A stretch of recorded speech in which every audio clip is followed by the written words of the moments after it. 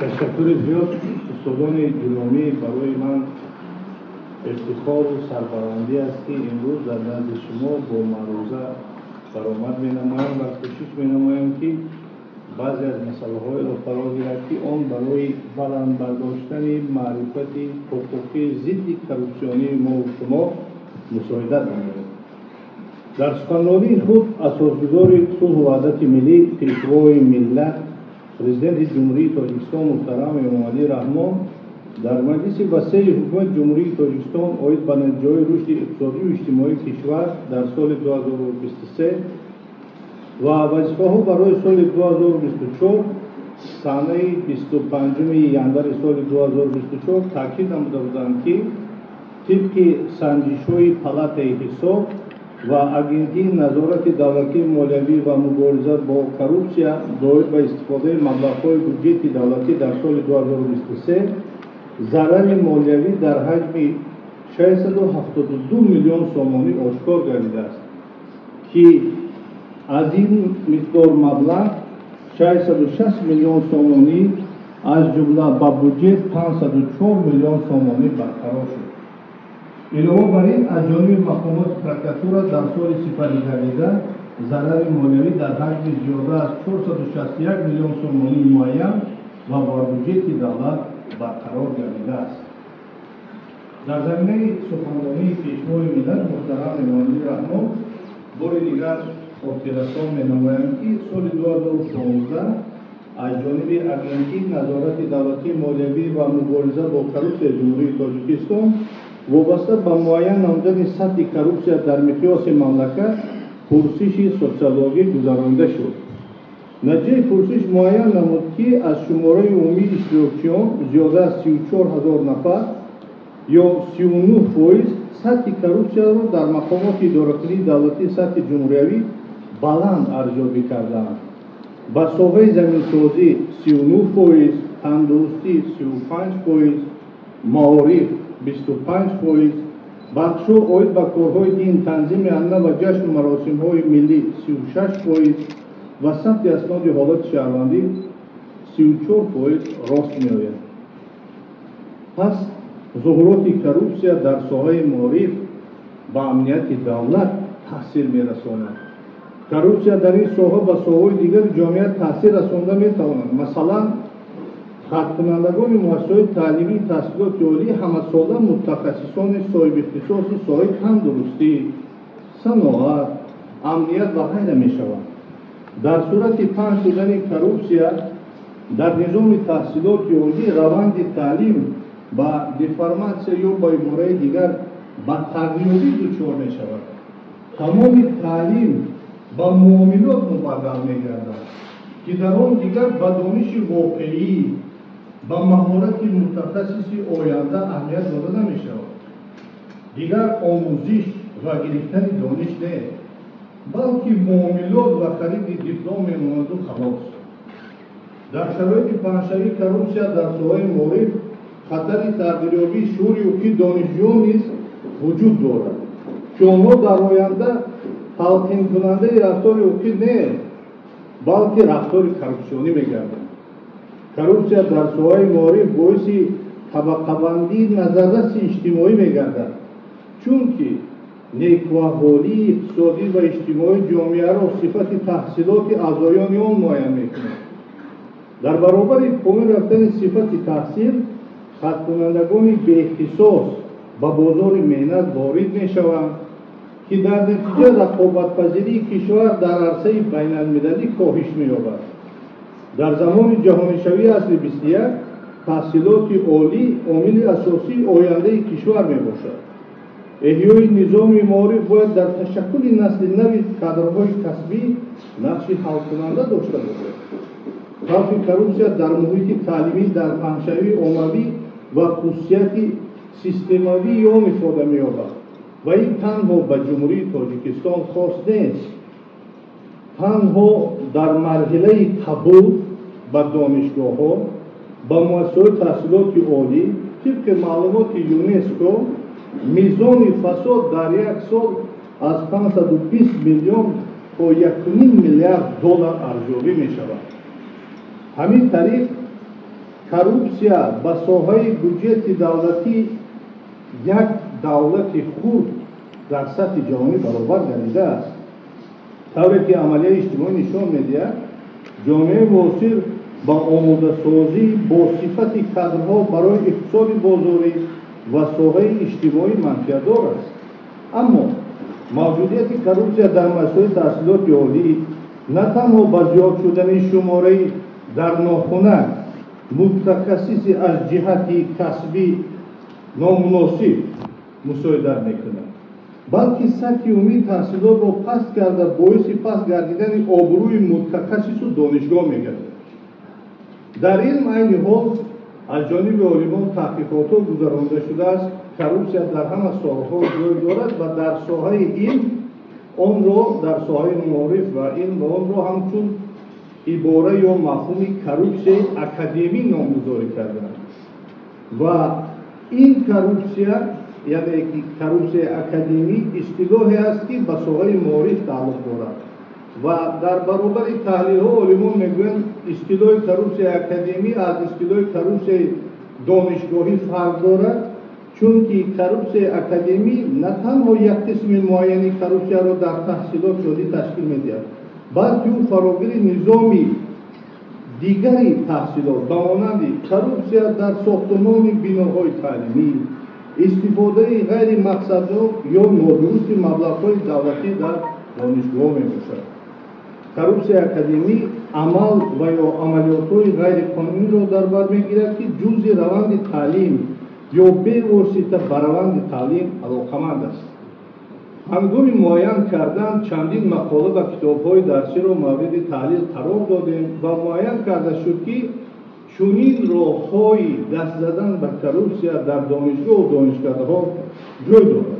якум, баҳодиҳии ғаразноки довталабон ҳангоми дохилшавӣ ба донишгоҳ ва баръакс, яъне ба ивази маблағ дохил намудан ё ки маблағ надоду соҳиби номи донишҷӯ накардани донишҷӯ.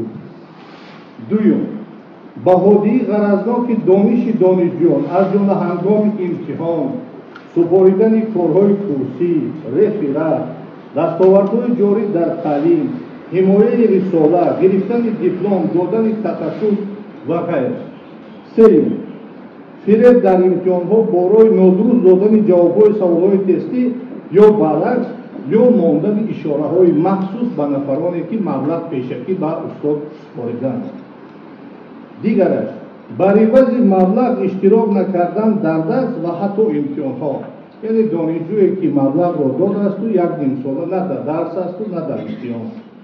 дигар, гузарондани донишҷӯён аз гурӯҳи шартномавӣ ба гурӯҳи буҷетӣ ҳангоми гузариш ба ихтисос, факултет ё ин ки донишгоҳи дигар, ҳангоми хориҷ кардан ва барқарор намудани донишҷӯ, магистр ва унвонҷӯ, нусхабардорӣ кардани асарҳои дигарон ва аз они худ намудани онҳо, чуноне ки пешвои миллат дар баромади худ оид ба асардӯздӣ ишора намуданд, халвакӣ кардани маълумоте, ки дар таҳқиқоти илмӣ истифода мешаванд ва дигар ҷонҳои мурда, иборае ки дар нохунак аст, яъне муаллимоне ки дар донишгоҳ ба таври расмӣ дафтарчаашон ба қайд гирифта шудаасту ягон маротиба на дар дарс ҳузур доранду, на дар имтиҳон ҳастанду, на дар ҳисоботҳо.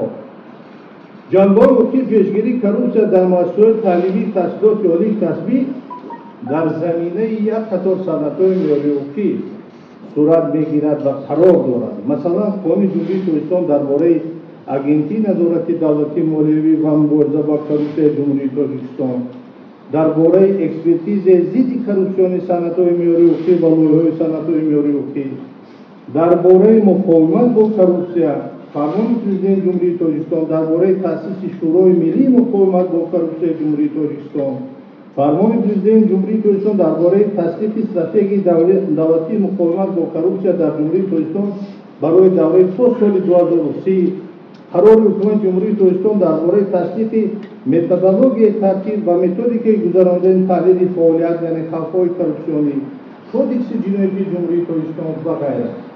ҳатто мо ки омӯзгор ҳастем, در قانون‌های جمهوری تویستان درباره کارهای تحصیلات عالی کسبی مقررات‌های مخصوص یعنی عهده‌داری‌ها به دانشجویان و آموزگاران واگذار شده است که به عملهای کرپسیونی دست نزنند.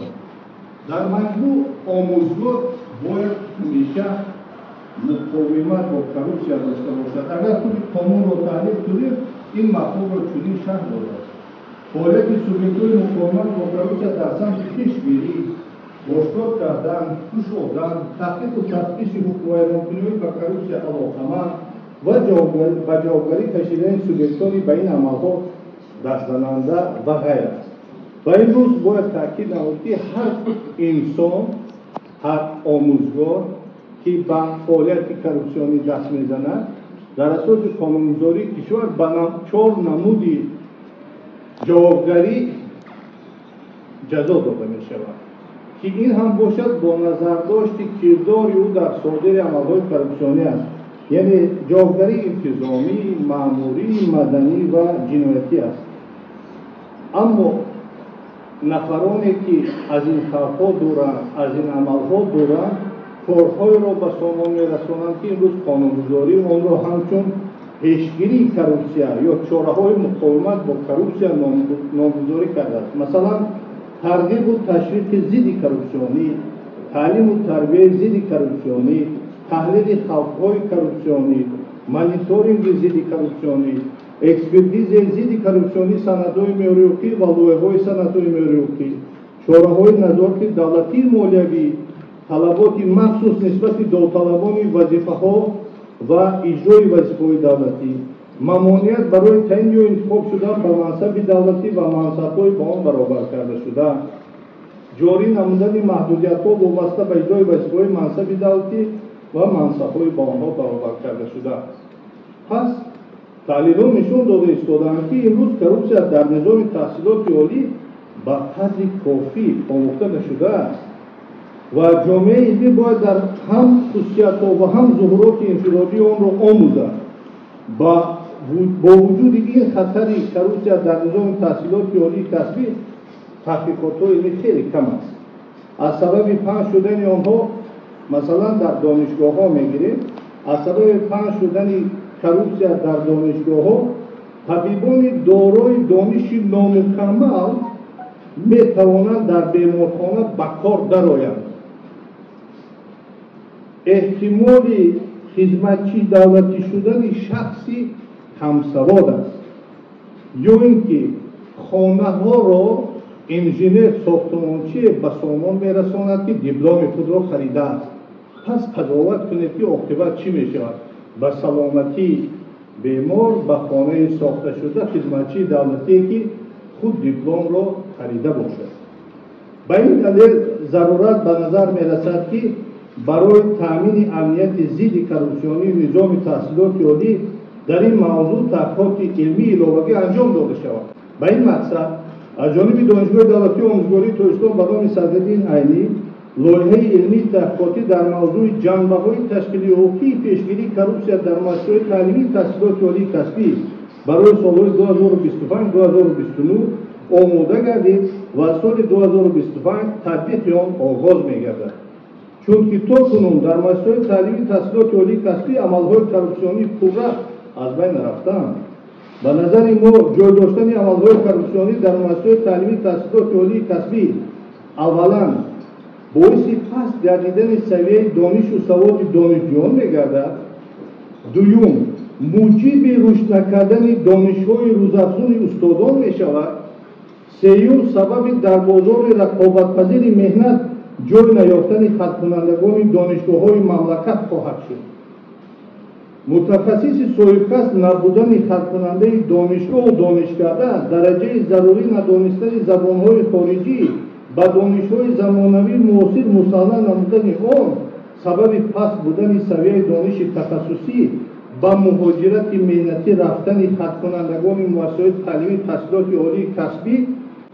در لایحه مذکور آموزش و پژوهش دو مسئله محوری به هم علاقه‌مند: راه‌های بلند برداشتن دانش‌های حقوقی دانشجویان و استادان و راه کاهش دادن عمل‌های کرپسیونی در مؤسسه‌های تعلیمی تحصیلات عالی کسبی مورد انتخاب قرار گرفته است. зеро агар донишҷӯ устодон аз донишҷӯи ҳуқуқи соҳавӣ баҳравар нагарданд, коҳиш додани сатҳи коррупсия ғайриимкон аст. ба ин васила ин ду омил дар ҳамбастагӣ барои коҳиш додану решакам намудани коррупсия дар масоили таълими таҳсилоти олии касбӣ мусоидат менамоянд. дар лоиҳае ки пешниҳод шуд аз январи соли 2025 кор оғоз мегардад, 14 вазифа гузошта шудааст ки иҷроиши онҳо дар давоми 4 сол боиси рушду нумӯи муқовимат бо коррупсия дар донишгоҳу донишкардаҳо хоҳад гардид. дар фарҷоми сухан баён кардани ҳастам ки эълон шудани соли маърифати ҳуқуқӣ бори дигар ба зиммаи ҳар як омӯзгоҳ, донишҷӯ, корманди донишгоҳ як ӯҳдадориеро вогузор кардем. ӯҳдадории бархурдор будан аз қонунгузории муқовимат ё мубориза бо коррупсия аст. ҳар касе ки ин қонунгузориро донад ба амалҳои коррупсионӣ даст намезанад. мо дар кадом ҳолат эминем ба ҳамин амалҳо даст назанем ва дуюм дар ҳолати ошкор шудану ба мо пешниҳод кардани пора ба мақомот агар дар сатҳи донишгоҳ бошад ба роҳбарият зуд ва сари вақт ин маълумотро пешниҳод кунем ки мин баъд худамо ҷинояткор нашавем. Ташаккур ба диққататон.